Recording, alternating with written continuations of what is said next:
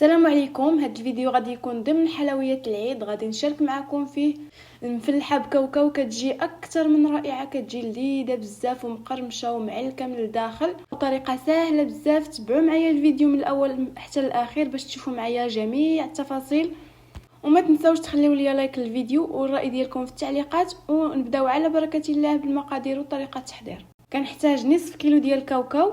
استعملت كاوكاو البلدي بقشورو، ممكن تستعملوا اي نوع ديال الكاوكاو كتفضلوه. درتو في هذه الصينيه، غادي ندخل الفرن ساخن على 200 درجه من الفوق ومن التحت حتى كيتحمر تماما. وغادي ندوز باش نوجد العجينه. نحتاج ليها 250 غرام ديال الدقيق الممتاز الخاص بالحلويات، معلقه كبيره ديال السكر كلاص، قبصه ديال الملحه، كيس ديال السكر منسم بزهره البرتقال، 60 غرام ديال الزبده تكون في درجه حراره المطبخ اللي هي 2 معالق كبار ديال الزبده. صافي كنخلط هذيك الزبده مع هذاك الدقيق، كنحاول انني نرمل هذاك الدقيق جيدا. من بعد كنضيف 4 كاس ديال ماء الزهر، كنجمع به العجينه. الا ما بغاتش تجمع لكم العجينه بداك 4 كاس ديال ماء الزهر، عاد باش تضيفوا واحد المعلقه كبيره ديال الماء. العجينه خصها تكون قاصحه، ما خاصهاش تكون طريه بزاف باش ما تعذبكمش في الخدمه. بالنسبه لي انا ضفت كيف ما قلت لكم معلقه كبيره ديال الماء، هي باش كملت جمعت العجينه.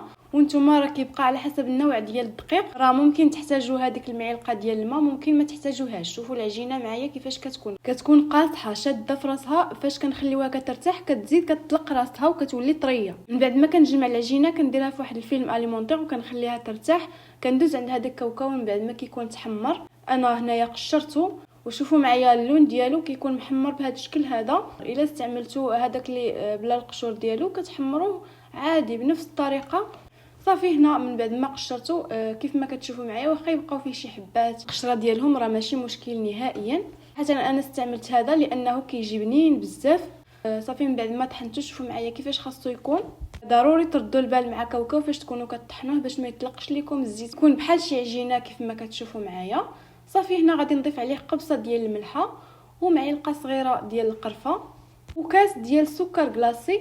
صافي غادي نخلط هذاك الكاوكاو مع السكر كلاصي مزيان. ممكن الا كان عندكم شي طحانه كبيره فاش تضيفوا السكر كلاصي والقرفه للكاوكاو غادي ترجعوهم يتطحنوا مع بعضياتهم، وهذاك الكاوكاو كيطلق الزيت ديالو وكيولي عجينه بلا ما تحتاجوا تضيفوا ليه لا زبده لا حتى شي حاجه. صافي هنا انا من بعد ما كنخلط مزيان هذاك الكاوكاو مع السكر كلاصي، هنا ضفت واحد المعلقه كبيره ديال الزبده. صافي غادي نبقى كنمعك في هذاك الكاوكاو مع هذيك الزبده. غادي نبدا كنضيف ماء الزهر، ضفت هنا واحد المعلقه كبيره ديال ماء الزهر. من بعد غادي نضيف المعلقه الثانيه، كنبقى نضيف ماء الزهر حتى كنتحصل على واحد العقده تكون شاده راسها ونقدر انني نشكلها بكل سهوله بهذا الشكل هذا كيف ما كتشوفوا معايا. وغادي نغطيها بالفيلم اليمونطير ونخليها حتى نبغي نحتاجها. من بعد ما كتكون هذيك العجينه تلقات راسها غادي ناخذ منها واحد شويه، واحد الثلث، وغادي نبدا كنطلق فيها.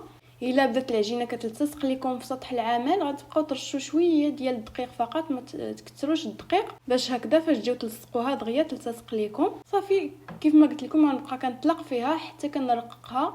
صافي غير بدا يبان لكم سطح العمل غير واحد شويه غادي تحبسوا. غنبقاو نطلقوها على الطول حتى من بعد غنبداو نعطيوها العرض. صراحه هاد الحلوه ساهله بزاف، ممكن اي واحد يوجدها واخا يكون اول مره غادي يصايب شي حلوه راه غادي يصايب هذه. صافي من بعد ما كنطلقها على الطول كنعاود نطلقها على العرض كيف ما كتشوفوا معايا. صافي غادي ناخذ واحد الكميه من هذيك العقده، غادي نحاول انني نشكلها على شكل بودان بهذا الشكل هذا كيف ما كتشوفوا معايا. بالنسبه لهذيك العقده فراه ما تغلظوهاش بزاف وفي نفس الوقت ما تجيبوهاش رقيقه بزاف. نحط هذيك العقده فوق العجينه وكنطوي عليها العجينه بهذا الشكل.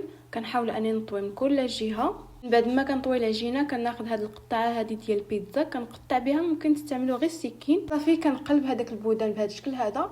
كنبدا نلصق في هذيك العجينه، كنجيب وحده فوق من وحده وكنلصقها، كنثبتها جيدا بهكا باش ما كتحليناش في الفران. وكنبدا كنرولي هذاك البودان باش هكذا كل حاجه تشد بلاصتها. غادي ناخذ السكين غادي نبدا كنشكل في الحلوه ديالي.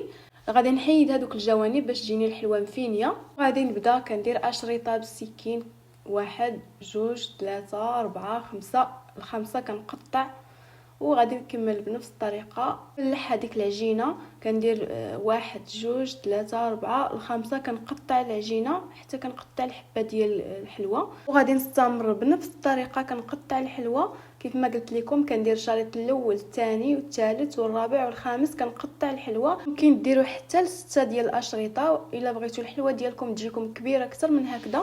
ولكن صراحه بالنسبه لي انا فجا الحجم ديالها هو هذاك، ما صغير ما كبير، جات زوينه بزاف. بالنسبه لهذوك الجوانب كنعاودوا نحلوا هذيك العقده ديال الكاوكاو، كنرجعوها للكاوكاو، والعجينه كنرجعوها عند العجينه وصافي. من بعد ما كنسالي التقطاع ديالها كناخذها كنضغط عليها في الوسط بهذا الشكل، نحاول انني نقادها هذوك الجوانب باش كيجي يعطوني هذاك الشكل ديال المفلحه. كنرجع كل جهه الاتجاه المعاكس ديالها وصافي. كنكمل بنفس الطريقه، وانا كنديرهم في الصينيه ديال الفرن، كندخلهم للفرن على درجه الحراره اللي كتكون هادئه جدا 150 170 درجه حتى كيطيبوا من الفوق ومن التحت.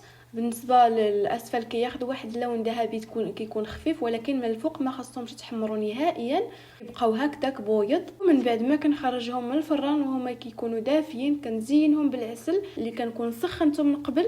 ممكن تستعملوا الناباج الا بغيتو صافي. وكنستمر كندهنهم بالعسل كيف ما قلت لكم حتى ندهنهم كاملين. كنديرهم في الكويغطات بهذا الشكل هذا صافي. كنستمر حتى كنسالي الكميه كامله اللي عندي. كيكون هذا هو الشكل النهائي ديال الحلوه ديالنا، كتجي رائعه بزاف، لذيذه ومقرمشه وما تشبعوش منها. جربوها بعينكم مغمضين، وما تنساوش تخليوا لي لايك للفيديو، تبارطاجيوه مع الاهل والاحباب ديالكم، وتخليوا لي الراي ديالكم في التعليقات. ونتلاقاو في فيديو جديد ووصفه جديده باذن الله.